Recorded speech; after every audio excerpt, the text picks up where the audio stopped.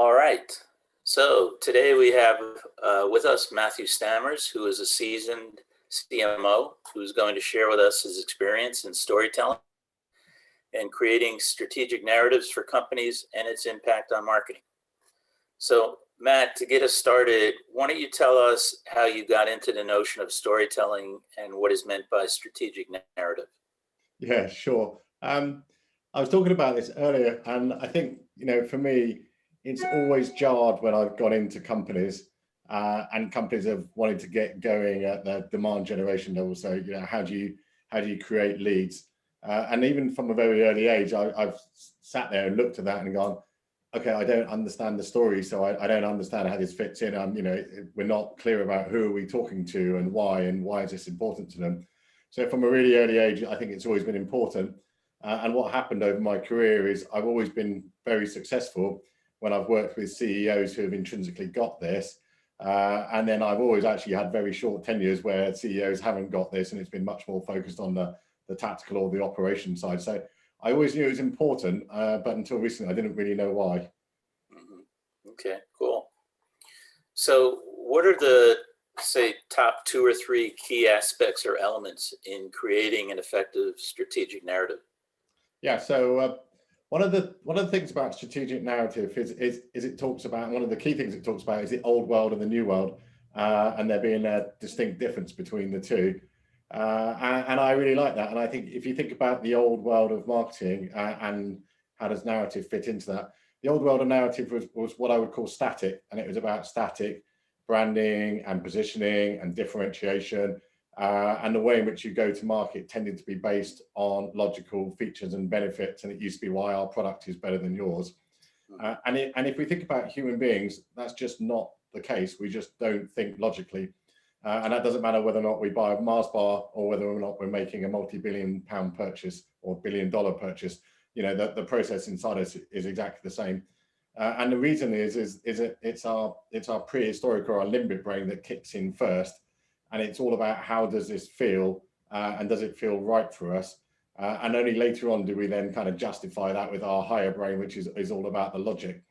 So, I think particularly as we're kind of in this world that is getting increasingly noisy, this idea that actually the way to kind of reach out effectively and engage with people isn't through this logical process. It's actually by connecting with them emotionally and then following up with logic. And I think that's a fantastic philosophy. Yeah, no, I agree. So how, well, let me ask this. Has the importance of strategic narrative or storytelling changed over time? And certainly within the current pandemic, has that had an impact to the whole strategic narrative initiative? And then separately, is there anyone out there that's doing a really good job around the storytelling?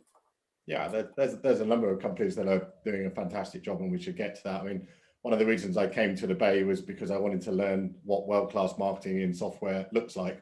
And I've been able to do an awful lot of that.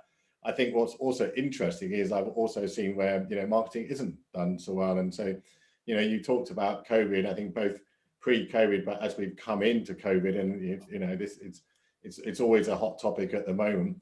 One of the things that I've seen that's happened is, first of all, most companies, if not all, were like rabbits in the headlights, and it was really about hunkering down. And the initial response actually wasn't a wider marketing response at all. It was a PR crisis management response. And it was very much about being, look, we are just here for you. And that was the right messaging at the time. But then as businesses have kind of taken a step back and they may have resized, they've said that, we need to get back on with growing the businesses. Growing sales and growing the customer base, and that's gone, I think, in one of two very different directions. Either they have continued to try and do what they did before, but do it harder. So do more kind of growth marketing, more lead generation, and just run harder and harder.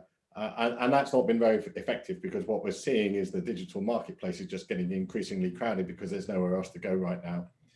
Or actually the smarter businesses are taking a step back and saying, okay, well, let us first understand where our customers are and let's be with them on their journey and understand how their world is changing. And then let's speak to that and help them get to a better place. And there's a fundamental difference between, those two approaches in terms of whether or not you're prepared to listen to it, because one's helpful to you and one isn't. And And if I think about companies that do that particularly well, actually, this isn't to big up where I was before, but I've literally just come off LinkedIn and looked at what Thalia is doing. And back in 2018, Thalia developed the story about helping companies free up cash to actually survive and thrive. And they're talking about that incredibly effectively today, about the importance of cash to actually make it to the next month or the next quarter to make sure that you're surviving. But actually, if we properly optimize cash for companies across the supply chain, about it helping companies thrive and do better. So, I think that's a wonderful example. There's other great companies that do it really well. Drift does a fantastic example of talking about the change from static kind of content and forms and one-way communication into companies wanting to have conversations, which I think is a beautiful example of understanding how the market has evolved and what consumers really want to have in their world. Great, sounds good. Well, Matthew, it's been great to have you be part of the Marketers at Home Getting Coffee community. And thanks so much for contributing. Yeah, thanks very much, Dennis. I really enjoyed it. Okay, we did too. Have a great day. Take care. Bye-bye.